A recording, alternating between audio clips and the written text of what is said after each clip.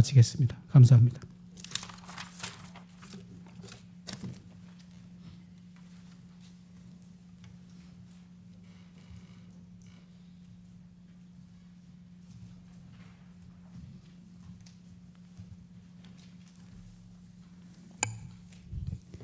청구인 대리인 김선유 변호사입니다.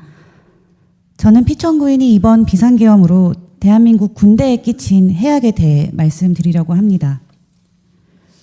2022년 6월 24일 피청구인은 6.25 참전용사를 초청하여 메달을 수여했습니다. 그 메달의 이름은 평화의 사도 메달이었습니다. 우리가 군인을 평화의 사도라고 불러야 하는 이유는 이들에게 부여된 최고의 의무가 바로 평화를 지키는 일이기 때문입니다.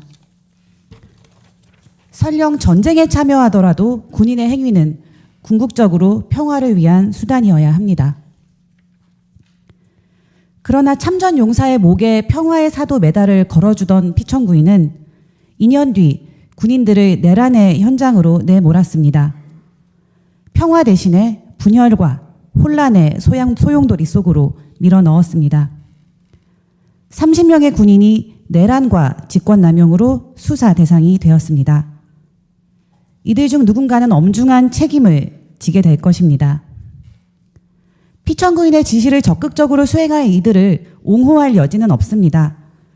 사령관들은 명령의 위법성을 판단하기 어려웠다. 대통령의 명령이기에 정당한 것으로 생각하고 따랐다라고 변명합니다. 뉘른베르크 재판에서 나치 전범들이 내세운 변명과 다르지 않습니다.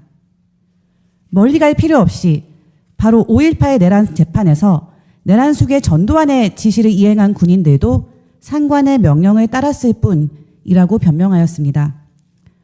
그러나 위법한 상관의 명령에 따랐던 이들은 모두 처벌받았습니다. 다만 이 모든 위법한 행위의 최종 명령권자로서 이들을 내란의 도구로 동원한 피청구인에게 가장 무거운 책임이 있음은 자명합니다. 대한민국은 국군의 정치적 중립을 헌법에 명시한 나라입니다. 우리 헌정사에서 다시는 군의 정치 개입과 군부 독재의 아픈 역사를 되풀이하지 않겠다는 의지의 천명입니다. 그러나 피청구인은 87년 헌법 이후 40년 가까이 지켜온 문민 통제와 국군의 정치적 중립 원칙을 무참히 훼손하였습니다. 국민을 위한 군대를 한 개인의 정치적 목적에 이용된 사병으로 전락시켰습니다.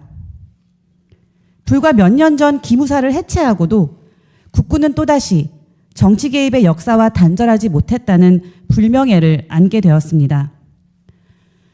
국민들이 군의 정치적 중립은 물론 국가 안보에 대한 군의 헌신마저 불신하게 될까 우려스럽습니다. 이러한 불신은 자유민주주의 공화국의 토대를 위태롭게 합니다. 피청구인이 끼친 해악은 이뿐만이 아닙니다. 비상계엄 이후 이달 3일까지 52명의 특전부사관이 전역을 신청했습니다. 전년도 같은 기간에 비해 3배 이상 늘어난 숫자입니다.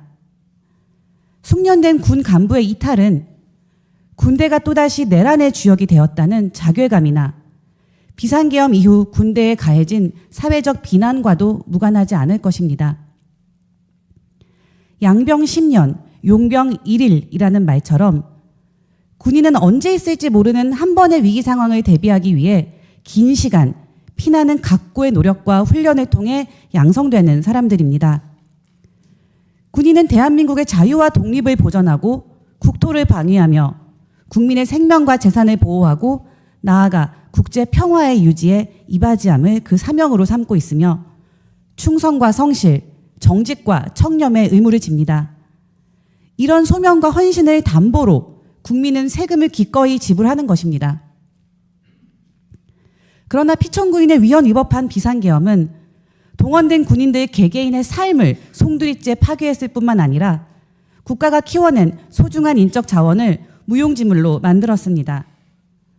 숙련되고 충성된 지휘관을 다시 양성하고 군에 대한 신뢰를 회복하기까지 우리 사회는 또다시 많은 시간과 비용을 치러야 할 것입니다.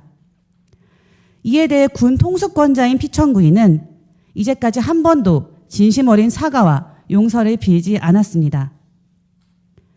한 사람의 장군과 고급 장교가 탄생하려면 본인의 노력뿐 아니라 그 가족과 동료들의 응원과 헌신, 희생이 필요합니다.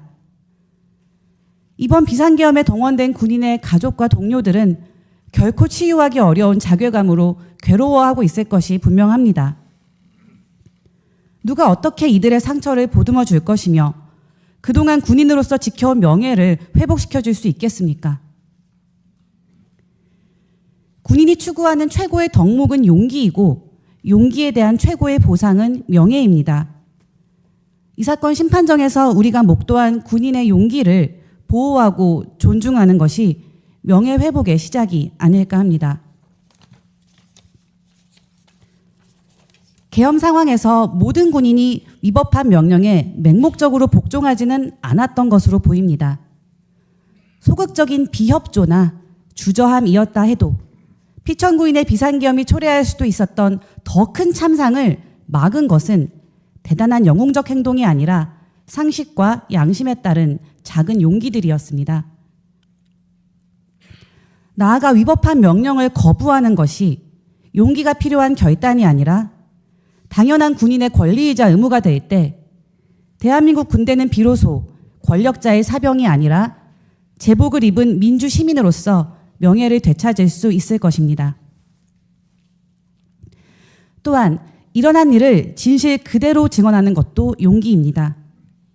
사령관들이 입을 닫아 감추려고 했던 그날의 진상은 그 부하들의 입을 통해 드러났습니다. 더욱이 자신도 불법에 가담했음을 인정하고 책임을 감수하며 사실 그대로 증언하는 용기와 그 진술에는 힘이 있습니다. 용기 있는 진술이 이 사건 탄핵 심판에서 사실 인정의 기초가 되었으면 합니다. 그리고 군대를 내란의 도구로 삼은 군 통수권자에게는 책임을 물어 파면해야 합니다. 피천구인이 군 통수권자의 지위에 있는 한 군의 정치적 중립과 명예회복은 불가능합니다. 피천구인의 지시를 따르지 않았던 군인은 보호될 수 없을 것입니다. 피천구인을 파면하는 헌법재판소의 결정이 피천구인이 무너뜨린 군의 정치적 중립, 훼손된 군의 명예, 손상된 신뢰를 회복하고 군인과 그 가족들이 받은 상처를 치유하는 첫걸음이 되리라고 믿습니다. 감사합니다.